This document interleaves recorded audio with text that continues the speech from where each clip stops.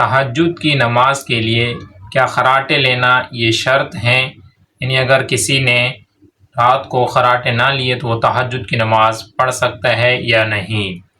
تو یاد رہے کہ جو تہجد کے لیے جو اس کا وقت ہے وہ کیا ہے، اگر اسے سمجھ لیں گے تو تمام جو اعتراضات اور بعض اوقات لوگ سوالات کرتے ہیں اور کنفیوز ہوتے رہتے ہیں تو ساری مشکلات حل ہو جائیں گی۔ تہجد کا وقت عشاء کے فرضوں کے بعد سے شروع ہوتا ہے، یعنی عشاء کے جس نے فرض پڑھ لیے اب اس کے بعد تہجد کا یوں سمجھیں کہ وقت ہے، لیکن چونکہ تہجد کے لیے سونا یہ شرط ہے،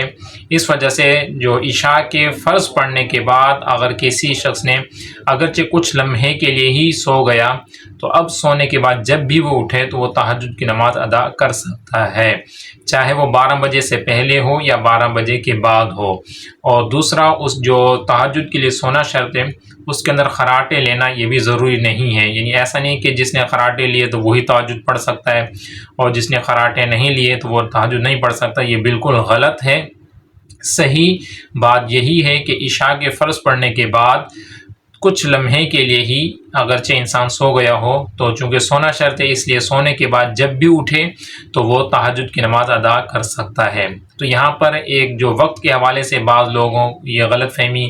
بھی رہتی ہے لوگوں کو کہ جو تہجد کی نماز رات کو 4 بجے 3 بجے پڑھ سکتے ہیں، اس سے پہلے نہیں پڑھ سکتے،